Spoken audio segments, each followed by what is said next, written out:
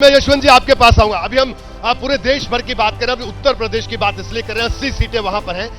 ये जो इंडिया की अगर बात करें, इंडिया गठबंधन का, मायावती का उस गठबंधन में नहीं आना, इसके अलावा समाजवादी पार्टी के जो टिकट थे इस बार सिर्फ यादव अगर टिकट की बात की जाए तो परिवार के अलावा बाहर नहीं दिया गया। तो ये कहा गया कि जो पीडीए बात अखिलेश यादव कह रहे थे, उस पीडीए को प्रतिनिधित्व दिया।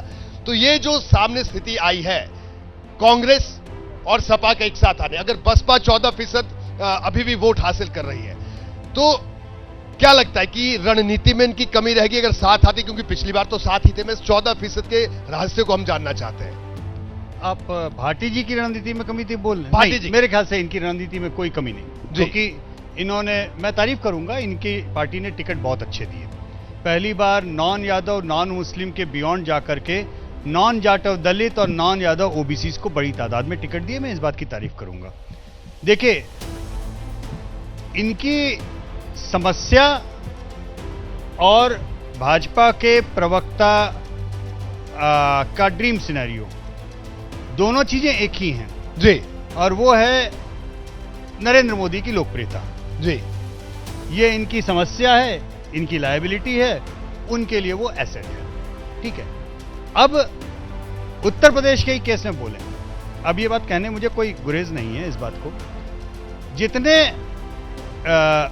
बेकार टिकट दिए जा सकते थे, संभव हो सकते थे, उतने ज्यादा भारतीय जनता पार्टी ने दिए। जितने, अगर आप भाजपा के समर्थकों का आज पोल करें, मैं अब मुझे मालूम नहीं कितने भी हैं, इनमें से आप पूछिए जिन्होंने 2019 में वोट भाजपा को दिया था, क्या वो नरेंद्र मोदी से नाराज हैं? तो एक भी हाथ उठा के नहीं बोलेगा कि नरेंद्र मोदी से हम नाराज हैं। अगर आप बोलेंगे कि आपकी नाराजगी भाजपा के साथ में क्या है, तो पूरे देश में एक नाराजगी सब तरफ से उनके समर्थक बोलते हैं कि ये जो नेता इंपोर्ट किए गए हैं जी, ये जो टिकट उल्टे सीधे लोगों को दिया गया है, ये जो काम न करने वाले नकारा मेंबर ऑफ पार्लियामेंट के टिकट नहीं काटे गए हैं, इसका उनको दुख है। यानी आपका कहना है कि जो प्रदर्शन हो रहा है उत्तर प्रदेश में, उसमें प्रधानमंत्री का चेहरा, उस चेहरे की वजह से, और डबल इंजन की सरकार, यही दो फैक्टर है। उत्तर प्रदेश में प्रधानमंत्री मोदी का चेहरा, या भारत में, पूरे भारत में जी, प्रधानमंत्री का चेहरा, नरेंद्र मोदी का चेहरा भाजपा के एजेंडा में से 1 सेकंड के हटा लीजिए, तो आपको इन सारी चीजों का इलेक्टोरल परिणाम दूध का दूध और पानी का पानी दिखाई देने लगेगा। जी बिल्कुल। इसमें केवल और केवल प्रधानमंत्री नरेंद्र मोदी अपनी लोकप्रियता के भरोसे जितने खराब काम करने वाले एमपी, जितने खराब काम करने वाली राज्य सरकार, जितने खराब काम करने वाले सीएम, सबकी अलोकप्रियता को खींच करके वो अकेला बंदा भारतीय जनता पार्टी के लिए मैंडेट डिलीवर। बिल्कुल। प्रोफेसर बद्री नारायण साहब क्या कहेंगे? उत्तर प्रदेश की बात कर रहे हैं। देखिए, भारतीय जनता पार्टी ने और समाजवादी पार्टी या इंडिया गठबंधन की अगर हम तुलना करें, क्योंकि अब एक दिन बाकी बच गया और हमारे पास संकेत सामने है।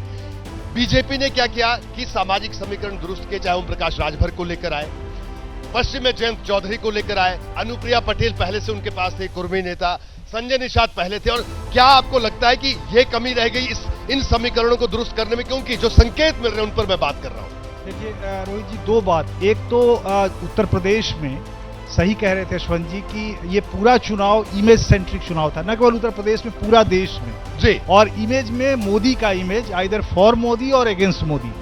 और तीसरी बात यह है कि मोदी ने जितने भी एंटी इनकम्बेंसी थे एमपीज के टिकट के खिलाफ, सबको अपने में नीलकंठ की तरह ले लिया और उसको विजय में बदल दिया।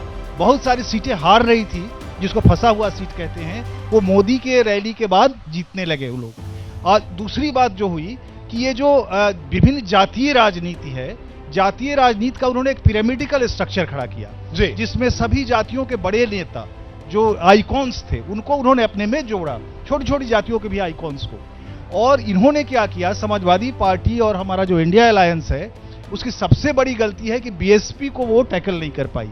बिना बीएसपी के ऐसे ही आप आधे हो गए। और ये बात हम लोग शुरू से कह रहे थे कि बिना बीएसपी के कोई भी फॉर्मेडेबल अलायंस उत्तर प्रदेश में किसी भी उसके खिलाफ नहीं बन सकती है। और इतनी विकट परिस्थिति में भी 14% वोट, 14% वोट ले रहे हैं। आपका जो एग्जिट पोल बता रहा है बहुत ही इंपॉर्टेंट है, यानी पिछले से राइज है और मुझे लगता है और राइज होगा। दूसरी बात जो है, पीडीए का जो नारा दिया, ये ठीक है कि उन्होंने टिकट डिस्ट्रीब्यूशन में पीडीए का ध्यान रखा। अब डाइवर्सिफाई किया आपने सोशल अलायंस को, सामाजिक गठबंधन को जी। लेकिन उसके लिए समय बहुत कम बचा उसके पास। उसको पॉपुलर लेवल पर, यानी कोई भी गठबंधन बनाने से नहीं होता है, उसको आप जनता में पॉपुलराइज कैसे करते हैं, उसकी केमिस्ट्री कैसे बनाते हैं, ये लोग इसमें बुरी तरह से फेल किए हैं। और ये परिणाम अगर एग्जिट पोल सही होती है तो ये वो बहुत बड़ी असफलता है। क्योंकि बिल्कुल प्रोफेसर साहब, मैं आपको रोकूंगा।